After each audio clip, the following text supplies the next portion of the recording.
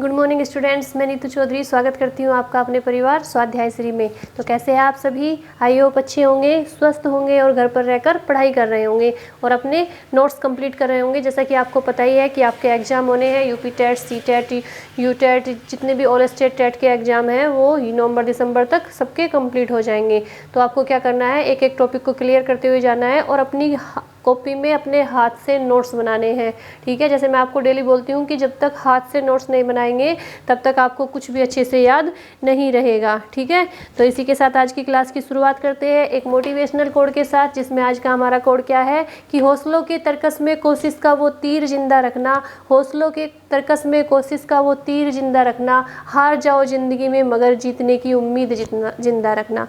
बिल्कुल सही बात है कि उम्मीद पे ही दुनिया कायम है, उम्मीद तो जिंदा रखनी चाहिए ना एक उम्मीद। अगर हम किसी भी काम को करते हैं तो हमें एक उम्मीद रहती है ना कि ये सफल होंगे हम इसमें। हम हमेशा ये नहीं सोचते कि पता नहीं इसमें क्या होगा, निगेटिविटी नहीं सोचते कि हमारे जो हमने काम शुरू किया है पता नहीं उसमें हमें अच्छा रिजल्ट मिलेगा नहीं मिलेगा। हमें क्या करना है, हमें पॉजिटिव सोचना है, एक उम्मीद बनाए रखना है कि जो होगा वो अच्छा ही होगा। और कहते हैं ना कि हार तो मिलती ही नहीं है, हार जैसी कोई चीज़ होती ही नहीं है। या तो किसी भी काम को करो या तो क्या मिलती है, जीत मिलती है या फिर सीख मिलती है ना। हार जैसे कोई भी शब्द नहीं होता। कभी भी किसी भी काम को शुरू करते हैं तो ये मत सोचो कि हमें हार मिलेगी, हार नहीं मिलती, कुछ ना कुछ सीखने को ही मिलेगा। ठीक है, इसी के साथ आज की क्लास की शुरुआत करते हैं, जिसमें हमारा चैप्टर कौन सा है, जंतु। आज हम क्या पढ़ेंगे, हमने क्या क्या पढ़ा इसमें, परिवार पढ़ा, मित्र पढ़ा, संबंध पढ़ा, कार्य एवं खेल पढ़ा, पौधे पढ़े, फूल पढ़े, फल पत्तियाँ कलियाँ, ये सारी चीज़ें हम क्या है कंप्लीट कर चुके हैं। आज हम क्या पढ़ेंगे, आज हम पढ़ेंगे जंतु। जैसे कि आप सभी को पता है कि जंतु कैसे होते हैं, किस प्रकार के होते हैं। ठीक है, जो हमारे आसपास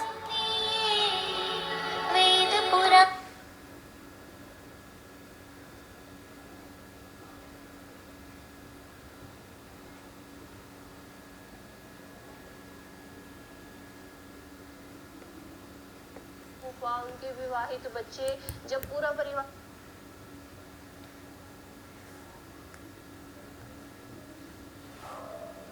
ठीक है, फ़ोन आ गया था ना, सॉरी उसके लिए, मैंने उसे बंद कर दिया। ठीक है, शुरुआत करते हैं। तो आज हम क्या पढ़ेंगे, जंतु।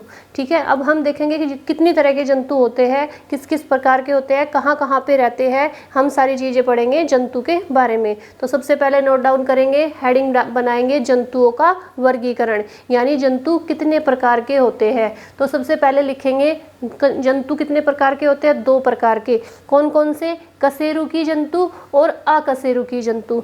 कशेरुकी जंतु के अंतर्गत कौन कौन से जंतु आते हैं, मत्स्य, उभयचर, सरीसृप, पक्षी और स्तनधारी। मत्स्य यानी मछली, उभयचर यानी मेंढक, उभयचर के अंतर्गत, सरीसृप यानी सर्प, छिपकली, पक्षी के अंतर्गत तो पक्षी ही आएंगे ना, पक्षी।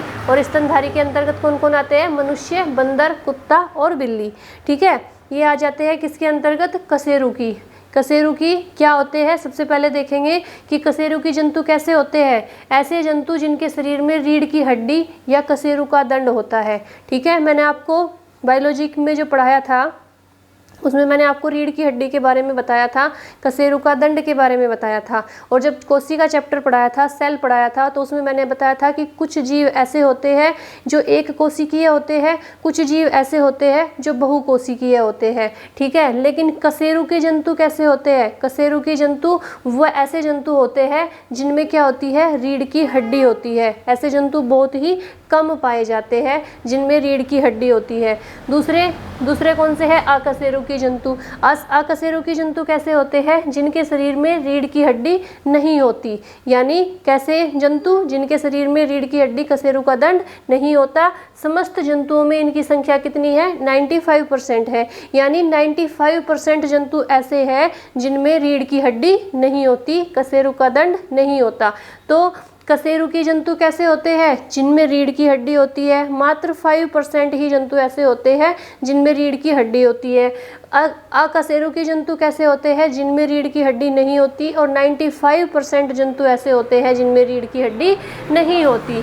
ठीक है, अब हम देखेंगे इन सारी चीज़ों को बारे में तो आप जानते ही हैं। मछली, मेंढक, सर्प, छिपकली। ठीक है, कौन किसके अंतर्गत आते हैं? मत्स्य के अंतर्गत मछली आएगी। उभयचर मेंढक है, सरीसृप सर्प और छिपकली है। पक्षी के अंतर्गत पक्षी है। स्तनधारी के अंतर्गत मनुष्य, बंदर, बिल्ली और कुत्ता है। ठीक है, इसके बाद हम अकशेरुकी देखेंगे। इसके अंतर्गत कौन कौन से आएंगे? कृमि आएंगे, यानी जो कीड़े होते हैं। ठीक है, दूसरे तितलियां आएगी, प्रवाल आएंगे, केकड़े आएंगे और विभिन्न प्रकार के स्पंज आएंगे। ठीक है, तो हम एक एक को डिफाइन करते हुए चलेंगे, एक किस किस आधार पर जंतुओं का वर्गीकरण किया गया है और किस आधार पर जंतु कितने प्रकार के होते हैं। तो सबसे पहले हम क्या पढ़ेंगे? पोषण के आधार पर जंतुओं के प्रकार, यानी पोषण के आधार पर जंतु कितने प्रकार के होते हैं। तो सबसे पहले देखेंगे स्वपोषी या आत्मपोषी। जैसे आपको नाम से ही लग रहा है, स्वपोषी या आत्मपोषी, यानी जो मैंने आपको क्या पढ़ाया था, पौधे पढ़ाए थे, तब उसमें भी कैसे थे? स्वपोषी और परपोषी थे। ठीक है, तो इसमें क्या है, ये स्वपोषी या आत्मपोषी कैसे होते हैं? जो जंतु अपना भोजन स्वयं बनाते हैं। उसमें स्वपोषी पौधे कैसे थे? जो पौधे अपना भोजन स्वयं बनाते हैं। ठीक है, अब स्वपोषी जंतु कैसे होते हैं? ऐसे जंतु जो अपना भोजन स्वयं बनाते हैं, किसी पर निर्भर नहीं रहते। ठीक है, जैसे युगलीना, युगलीना होता है ना, वो क्या करता है? अपना भोजन स्वयं बनाता है। दूसरा क्या है? परपोषी। परपोषी जंतु कैसे होते हैं? इस वर्ग में सभी प्रकार के जंतु पाए जाते हैं। परपोषी के अंतर्गत ज़्यादातर जितने भी जंतु होते हैं वो दूसरों पर ही तो निर्भर रहते हैं। वो क्या करते हैं? अगर हमारे घर में जितने भी जंतु है, कुत्ता है, बिल्ली है, भैंस है, गाय है, ठीक है, जो भी रखे वो हमारे ऊपर ही तो निर्भर है। जब तक हम उन्हें खाना नहीं देंगे, कुछ नहीं देंगे, तब तक वो कैसे छीन के थोड़ा ही खा लेंगे। जब उन्हें हम बांध के रखेंगे, तो जितने भी जंतु, ज़्यादातर 95% जंतु कैसे होते हैं? जो दूसरों पर निर्भर रहते हैं। वो कैसे होते हैं? परपोषी जंतु होते हैं। इस वर्ग में सभी प्रकार के जंतु पाए जाते हैं जो अपने पोषण के लिए क्या करते हैं? दूसरों पर निर्भर होते हैं। प्राय सभी जंतु अपने पोषण के लिए दूसरों पर ही निर्भर रहते हैं। मतलब अधिकतर जंतु अपने पोषण के लिए किस पर निर्भर रहते हैं? दूसरों पर ही निर्भर रहते हैं। जो उन्हें अपने घर में रखता है, पालता है, उन्हीं पर वो अपने मालिक पर ही निर्भर रहते हैं। तो स्वपोषी और परपोषी आपको पता ही चल गया, तो बहुत ईजी है। स्वपोषी यानी जो जंतु अपना भोजन स्वयं बनाते हैं, और परपोषी जो अपने पोषण के लिए दूसरों पर निर्भर रहते हैं, यानी वो अपना भोजन दूसरों से प्राप्त करते हैं। ठीक है, तो ये क्या हो गया? पोषण के आधार पर वर्गीकरण हो गया किसका? जंतुओं का। अब इसके बाद देखेंगे कोशिका के आधार पर जंतुओं का वर्गीकरण। कोशिका क्या है? मैंने आपको बताया था कि कोशिका क्या है। कोशिका मैंने बताया था, जब मैंने आपको चैप्टर पढ़ाया था ना, सेल, कोशिका की शरीर की बेसिक इकाई, हमारे शरीर की, मानव शरीर की बेसिक इकाई और सबसे छोटी इकाई, जिसे किसके द्वारा देखा जा सकता है? सूक्ष्मदर्शी के द्वारा देखा जा सकता है। मतलब इतनी छोटी होती है कोशिका, जिसे हम ऐसे नंगी आंखों से नहीं देख सकते, यानी सूक्ष्मदर्शी के द्वारा देख सकते हैं। और उनकी संख्या कितनी होती है? करोड़ों में होती है, अनगिनत होती है। मतलब हम उन्हें गिन नहीं सकते। कुछ कोशिकाएं मरती रहती है और नई कोशिकाओं का जन्म होता रहता है। जैसे मैंने बताया था कि जैसे हाथ में चोट लगी तो क्या होगा? वहाँ की कोशिका मर जाएगी। लेकिन कोशिका डिवीजन, सेल डिवीजन बताया था ना, कोशिका विभाजन। कोशिका विभाजन क्या होता है? कोशिका विभाजन वही होता है कि जब एक कोशिका से 2 कोशिकाएं बनी, 2 कोशिका से 4 कोशिकाएं बनी, 4 से 10 बनी, 10 से 20 बनी। ठीक है, तो वही कोशिका विभाजन होता है। ठीक है, तो क्या कोशिका, जहाँ से कोशिका मर जाती है उसके बाद वहाँ पे नई कोशिकाएं बनती है, नई कोशिकाएं जन्म लेती है। तो मैंने क्या बताया था कि कुछ जीव ऐसे होते हैं जिनमें एक कोशिका होती है, और कुछ जीव ऐसे होते हैं जिनमें बहुत सी कोशिकाएं होती है, जिन्हें क्या बोलते हैं? बहुकोशिकीय जीव बोलते हैं। ठीक है, तो कोशिका के आधार पर देखेंगे हम जंतुओं का वर्गीकरण कि कैसे होते हैं। कोशिका के आधार पर जंतु कितने प्रकार के होते हैं। तो ये आ गया एक कोशिकीय जंतु, जैसे मैंने आपको बताया। कुछ जंतु कैसे, एक कोशिकीय के अंदर क्या आएगा? नाम से ही आपको पता चल रहा है ना, एक कोशिकीय, यानी इस वर्ग के जंतुओं का शरीर एक कोशिका से मिलकर बना होता है, जिसे सूक्ष्मदर्शी की सहायता से देखा जा सकता है। मैंने बताया ना कि कोशिका इतनी छोटी होती है कि उसे सूक्ष्मदर्शी से ही देखा जा सकता है। अब कौन कौन सी है वो जो एक कोशिका से? अमीबा है, युगलिना है और पैरामीशियम है। क्या है? अमीबा, युगलिना और पैरामीशियम ऐसे जंतु है जो एक कोशिकीय है, यानी एक कोशिका से बने हैं। उसके बाद देखेंगे बहुकोशिकीय जंतु। अब बहुकोशिकीय जैसे नाम से ही लग रहा है, बहु यानी बहुत सारे, यानी एक से ज़्यादा। बहुकोशिकीय जंतु कैसे होते हैं? इस वर्ग के जंतुओं का शरीर कई प्रकार की कोशिकाओं से बना होता है। जैसे बहु से ही लग रहा है ना, बहु यानी बहुत सारी कोशिकाओं से बना होता है। जैसे स्पंज जो है जंतु, वो कितनी कोशिकाओं से मिलकर बना होता है? बहुत सी कोशिकाओं से मिलकर बना होता है। ये किसके आधार पर हो गया? कोशिका के आधार पर। कितने हो गए? 2 प्रकार हो गए। एक कोशिकीय जंतु जो एक कोशिका से मिलकर बनते हैं, बहुकोशिकीय जंतु जो बहुत सी कोशिकाओं से मिलकर बनते हैं। मतलब कहने का है कि उनका शरीर बहुत सी कोशिकाओं से मिलकर बना होता है। एक कोशिकीय कि उनका शरीर एक कोशिका से मिलकर बना होता है। नेक्स्ट क्या है? प्रजनन के आधार पर वर्गीकरण। ये किसके आधार पर था? कोशिका के आधार पर था। ये किसके आधार पर था? पोषण के आधार पर था। अब क्या पढ़ेंगे? प्रजनन के आधार पर, यानी प्रजनन के आधार पर जो जंतु होते हैं वो कितने प्रकार के होते हैं? तो कितने होते हैं? 2 प्रकार के होते हैं, एक अंडायुज और दूसरा जरायुज। फटाफट से नोट डाउन करेंगे, अंडायुज और जरायुज लिखेंगे। अंडायुज अगर नीचे दिखाई नहीं दे रहा होगा, और दूसरा जरायुज। जैसा कि नाम से ही दिख रहा है, अंडायुज वे जंतु जो अंडा देते हैं। ठीक है, ऐसे जंतु जो क्या करते हैं? अंडा देते हैं। वो कैसे जंतु कहलाते हैं? अंडायुज जंतु कहलाते हैं। जैसे छिपकली, मेंढक, पक्षी क्या करते हैं? अंडा देते हैं, बच्चा नहीं देते ना। उनसे क्या बच्चे, उनके अंडे से ही क्या होता है? बच्चे का जन्म होता है। बच्चा कहाँ से निकलता है? अंडे से निकलता है। ठीक है, तो उन्हें क्या बोलते हैं? अंडायुज जंतु बोलते हैं।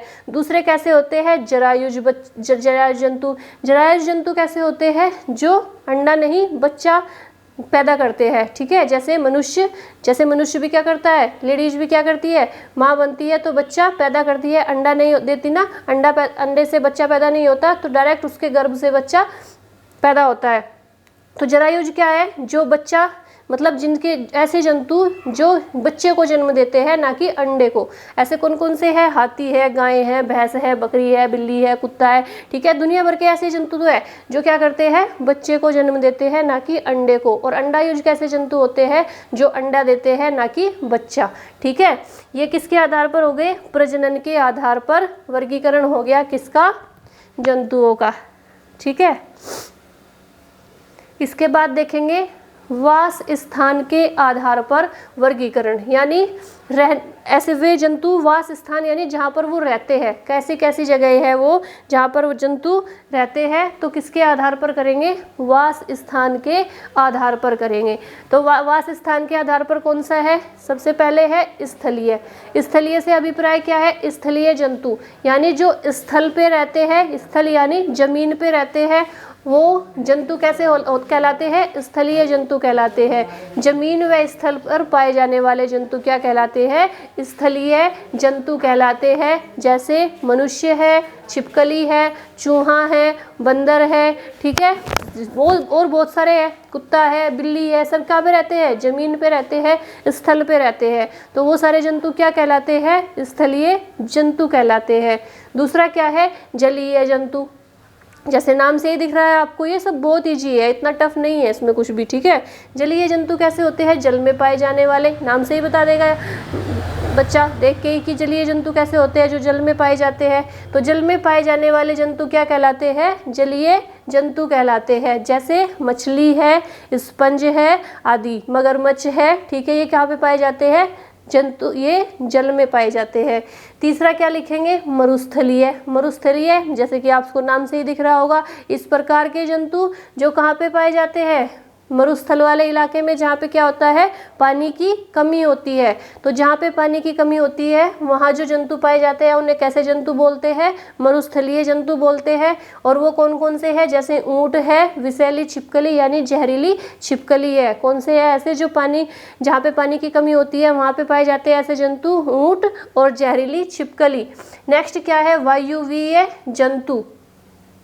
क्या है, वायुवीय जंतु, ऐसे जंतु जो वायुमंडल में विचरण करते हैं, वायुमंडल में विचरण करते हैं यानी आकाश में उड़ते हैं। तो वो कौन से हैं, वो कौन से कहलाते हैं जंतु, वो वायुवीय जंतु कहलाते हैं। जैसे क्या है, पक्षी है, डैक्रो है और आदि। यानी पक्षी क्या करते हैं, आकाश में उड़ते हैं। तो ऐसे जंतु जो वायुमंडल में विचरण करते हैं यानी वायुमंडल में घूमते रहते हैं वो क्या कहलाते हैं, वायुवीय जंतु कहलाते हैं। तो फिर से देखेंगे एक बार, वास स्थान के आधार पर कौन कौन से है जंतु, कितने प्रकार के हैं, 4 प्रकार के हैं। सबसे पहले कौन से है, स्थलीय जंतु है जो स्थल यानी जमीन पे पाए जाते हैं, मनुष्य है, छिपकली है, चूहा है, बंदर है, ठीक है। उसके बाद जलीय जंतु है जो जल में पाए जाते हैं, जलीय जंतु होते हैं, मछली, स्पंज आदि। इसके बाद क्या है, मरुस्थलीय। मरुस्थलीय कहाँ पे पाए जाते हैं, जहाँ पे पानी की कमी होती है वहाँ पे कौन से जंतु पाए जाते हैं, मरुस्थलीय जंतु पाए जाते हैं, जैसे ऊँट है, विषैली छिपकली है। इसके बाद क्या है, वायुवीय जंतु। वायुवीय जंतु कैसे होते हैं, ऐसे जंतु जो वायुमंडल में विचरण करते हैं वायुवीय जंतु कहलाते हैं, यानी वायुमंडल में घूमते रहते हैं। तो ऐसे कौन से हैं, पक्षी है और डैक्रो है। एक बार फिर से रिवीजन कर लेते हैं, आप इसे फटाफट से नोट डाउन करते हुए चलेंगे। क्या पढ़ा हमने, सबसे पहले जंतु पढ़ा, जंतु के मैं साइड हो जाती हूँ अब आप इसे नोट डाउन करते हुए चलिए। जंतु क्या है, मैंने आपको बताया कि जीवों की जो उत्पत्ति होती है, मतलब हमारी पृथ्वी पर जीव जंतुओं का एक विशाल संसार है। आप सभी को पता है ना कि हमारी पृथ्वी पर कितने जीव जंतु है, दुनिया भर के जीव जंतु है। तो मानव जीवन क्या होता है, मानव जीवन के प्रारंभिक दौर से आज तक जंतुओं की उपयोगिता बनी हुई है, ठीक है। बच्चा किसी भी प्रकार के परिवार या समाज से संबंधित हो, परंतु वह जीव जंतु से ही घिरा हुआ है। बच्चा क्या है कि किसी भी परिवार से हो, लेकिन क्या है, वो चारों तरफ उसके क्या है, जीव जंतु ही है, वो जीव जंतुओं से ही घिरा हुआ है, ठीक है। इसे फटाफट से नोट डाउन कीजिए आप। और यह जीवों के बीच रहकर ही क्या होता है, बच्चा बड़ा होता है। बालक कहाँ पे बड़ा होता है, जीवों के बीच रहकर ही बड़ा होता है। उसके बाद हमने क्या देखा, जंतुओं का वर्गीकरण देखा। जंतुओं को कितने भागों में बांटा गया, 2 भागों में, कशेरुकी और अकशेरुकी। कशेरुकी जंतु कैसे होते हैं, ऐसे जंतु जिनके शरीर में रीढ़ की हड्डी, लिख देती हूँ मैं इसे, कशेरुकी जंतु, अकशेरुकी जंतु, ठीक है। जिनके शरीर में रीढ़ की हड्डी या कशेरुक दंड होता है वो कशेरुकी जंतु कहलाते हैं, और जिनके शरीर में रीढ़ की हड्डी नहीं होती वो क्या कहलाते हैं, अकशेरुकी जंतु कहलाते हैं। और लगभग 95% जो जंतु है वो कैसे है, अकशेरुकी ही है। अब देखेंगे कि अलग अलग आधार पर जो जंतुओं का वर्गीकरण किया गया है वो किस तरह से किया गया है। पोषण के आधार पर जो वर्गीकरण किया गया है उसमें 2 प्रकार के जंतु बताए गए हैं, स्वपोषी और परपोषी। स्वपोषी जो अपना भोजन स्वयं बनाते हैं, स्वपोषी कहलाते हैं, और परपोषी जो अपना भोजन के लिए दूसरों पर निर्भर रहते हैं वो परपोषी कहलाते हैं। इसके बाद हमने क्या पढ़ा कि कोशिका के आधार पर जंतुओं का वर्गीकरण, यानी कोशिका के आधार पर कितनी प्रकार के जंतु होते हैं, तो 2 प्रकार के होते हैं, एक कोशिकीय और बहुकोशिकीय। एक कोशिकीय से अभिप्राय है कि इस वर्ग के जंतुओं का शरीर एक कोशिका से मिलकर बना होता है, जिन्हें सूक्ष्मदर्शी की सहायता से देखा जा सकता है। अब कौन सा है वो जंतु, अमीबा है, युगलिना है और पैरामीशियम है। दूसरा जंतुओं के प्रकार क्या है, बहुकोशिकीय जंतु। बहुकोशिकीय जंतु कैसे होते हैं, जैसे कि नाम से ही दिख रहा है कि बहुत सी कोशिकाओं से इनका शरीर बना होता है। इन जंतुओं का शरीर किससे बना होता है, बहुत सी कोशिकाओं से मिलकर बना होता है, जैसे स्पंज। इसके बाद देखेंगे प्रजनन के आधार पर वर्गीकरण। प्रजनन के आधार पर वर्गीकरण कैसा है,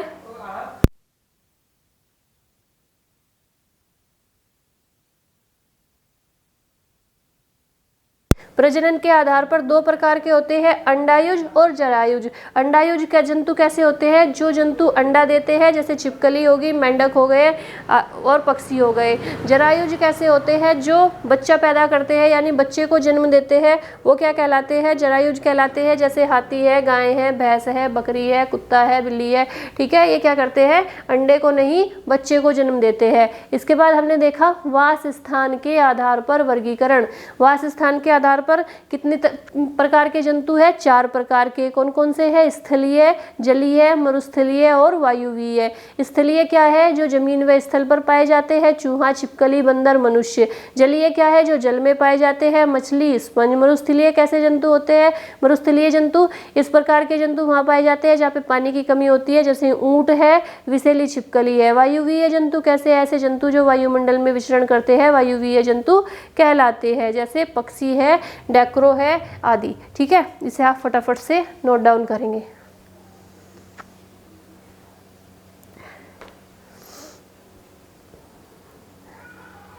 ठीक है, तो आपने ये नोट डाउन कर लिया होगा साथ साथ ही, ठीक है। तो आज के लिए इतना ही रखेंगे। कल की क्लास में फिर इसके आगे का जो है, इसी चैप्टर का आगे का जो है जंतु का, उसे कल की क्लास में कंप्लीट करेंगे। और आपको क्या करना है? वीडियो को ज़्यादा से ज़्यादा शेयर करना है। और मैं आपको एक बात कहती हूँ कि कभी भी आप अपनी किसी भी एग्ज़ाम की तैयारी करेंगे तो हमेशा नोट्स बनाकर ही करेंगे। अपने नोट्स बनाइए, अपने हाथ से लिखिए। एक बार उसे सुबह पढ़िए, एक बार दोपहर में पढ़िए, एक बार शाम में पढ़िए। ऐसे तो नहीं फ़ायदा कि आपने नोट्स बना के इकट्ठा कर दिए और आपको वो पढ़ने हैं नहीं, ठीक है। ऐसे तो काम नहीं चलेगा। आपको क्या करना है? जितना आप पढ़ते हैं उतना ही आप याद कीजिए। फिर जब अगली क्लास लेते हैं तो पिछले वाले का रिवीजन कीजिए। हमेशा किसी भी टेस्ट को निकालने के लिए इतनी आसानी से नहीं निकलता। कहते हैं ना कि यूं ही नहीं मिलती मंजिल राही को, एक जुनून सा दिल में जगाना पड़ता है।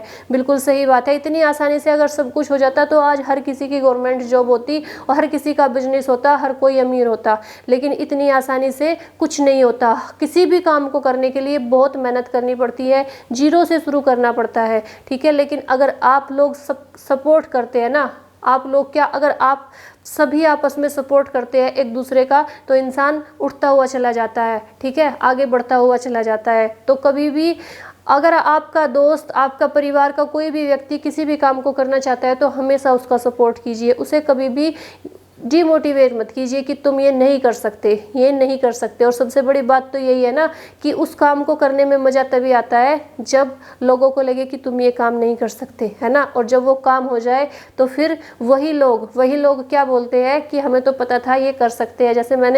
जैसे कहते हैं ना कि निंदा से घबराकर अपने लक्ष्य को मत छोड़िए, क्योंकि लक्ष्य प्राप्त होने पर निंदा करने वालों की राय बदल जाती है। बिल्कुल सही बात है। जिस दिन आप अपना लक्ष्य प्राप्त कर लेंगे ना, उस दिन वही लोग जो आपको बोल रहे हैं कि ये नहीं कर सकता यार, ये नहीं कर सकती, वही लोग बोलेंगे कि मुझे तो पता था ये तो कर सकता था, इसके अंदर वो टैलेंट था। तो लोगों का कुछ नहीं है। लोगों के बारे में नहीं सोचना कि लोग हमारे बारे में क्या कहेंगे। हमें जो करना है, पहले हमें खुद पर विश्वास करना है। पहले हमें ये देखना है कि हम कर सकते हैं, हम करेंगे, हम हर हाल में करेंगे। हमें अपने लक्ष्य को हासिल करना ही है, चाहे कुछ भी हो जाए। कहते हैं ना, अगर हम किसी भी चीज़ में कामयाब नहीं होते तो बिल्कुल सही बात है कि असफलता एक चुनौती है, इसे स्वीकार करो। क्या कमी रह गई देखो और सुधार करो। असफलता क्यों मिली? कुछ ना कुछ कमी रही होगी ना, तभी तो असफलता मिली। जब तक न सफल हो नींद चैन को त्यागो तुम, संघर्ष का मैदान छोड़ मत भागो। जब तक सफल नहीं हो जाते, ना नींद ना चैन, कुछ भी मत लो, सब कुछ त्याग दो, सब कुछ एक तरफ रख दो कि जब तक मुझे अपने लक्ष्य प्राप्त नहीं हो जाता, जब तक मैं इस चीज़ को हासिल नहीं कर लेता, जो मेरा सपना है उसे पूरा नहीं कर लेता, ना मैं सोऊंगा, ना मैं खाऊंगा अच्छे से, और ना मैं क्या करूँगा, मुझे किसी भी प्रकार से चैन नहीं मिलेगा तब तक। तो एक जुनून बनाओ, एक जिद बनाओ। जब तक किसी भी चीज़ को पाने की जिद नहीं होगी ना, तब तक कुछ नहीं हो सकता। लेकिन जिद और जुनून किसके लिए होना चाहिए? अच्छे काम के लिए होना चाहिए। ये नहीं कि बुरे, किसी भी, मुझे तो कार लेनी है, मुझे तो गाड़ी लेनी है और जिद पकड़ के बैठ गए, लेट गए घर में, घर वालों से लड़ाई करके कि कुछ भी हो जाए। नहीं, जिद बनाओ अपने लक्ष्य को प्राप्त करने की कि मुझे कार तब लेनी है जब मैं सफल हो जाऊंगा, मुझे बाइक तब लेनी है जब मैं सफल हो जाऊंगी, हो जाऊंगा या हो जाऊंगी, या स्कूटी लेनी है या बाइक लेनी है। अब तो लड़के लड़की सब बराबर है, किसी में कोई फ़र्क नहीं है। लड़के भी कार चलाते हैं, लड़कियां भी चलाती है, लड़के भी बाइक चलाते हैं, लड़की भी चलाती है। ठीक है, तो हमेशा एक लक्ष्य बना के रखेंगे कि उस लक्ष्य को प्राप्त करके ही हम अपने जो भी हमें अपनी इच्छाएं पूरी करनी है हम उन्हें लेंगे। हमेशा कहते हैं ना कि मेहनत का कोई भी शॉर्टकट नहीं होता, मेहनत का कोई भी शॉर्टकट नहीं होता। अपने लक्ष्य को हासिल करने के लिए, अपनी मंजिल पे पहुंचने के लिए बहुत मेहनत करनी पड़ती है, ऐसे ही इतनी आसानी से मंजिल नहीं मिल जाती। ठीक है, तो इसी के साथ आज की क्लास को यहीं पे पूरा करते हैं। कल की क्लास में फिर लेके आएंगे आगे का। और जैसे मैं आपको डेली बोलती हूँ कि प्लीज़ वीडियो को ज़्यादा से ज़्यादा शेयर कीजिए, लाइक कीजिए, चैनल को सब्सक्राइब कीजिए। और अगर नए बच्चे हैं तो पिछली क्लासेस लेने के लिए प्लेलिस्ट पे जाएंगे और पिछली क्लासेज वहाँ पे पड़ी हुई है सब्जेक्ट की, जो भी सब्जेक्ट हम पढ़ाते हैं वहाँ पे सारे सब्जेक्ट की क्लासेज पड़ी हुई है, वहाँ से आप नोट डाउन कर सकते हैं, अच्छे से नोट्स बना सकते हैं। हम पूरी कोशिश करते हैं आपको बेस्ट देने की, क्योंकि अभी आपको दिखाई दे रहा होगा हमारे पास डिजिटल बोर्ड भी नहीं है, तो हमें क्या करना पड़ता है, लिख लिख के पढ़ाना पड़ता है सब कुछ इसी वाइट बोर्ड पे। तो हमारे साथ थोड़ी सी मेहनत ज़्यादा होती है, लेकिन अगर आप लोग सपोर्ट करेंगे तो सब कुछ ठीक हो जाएगा। लेकिन आपको सपोर्ट करना ही पड़ेगा, ठीक है, क्योंकि ये आपका अपना परिवार है। इसे आप बड़ा करने के लिए आपको लोगों को शेयर करना पड़ेगा और आपको क्या करना पड़ेगा, पूरा सपोर्ट करना पड़ेगा, पूरा सहयोग करना पड़ेगा। ठीक है, आज के लिए इतना ही रखेंगे। जय हिंद, जय भारत। कल की क्लास में फिर मिलते हैं और वीडियो को शेयर करना नहीं भूलेंगे। धन्यवाद।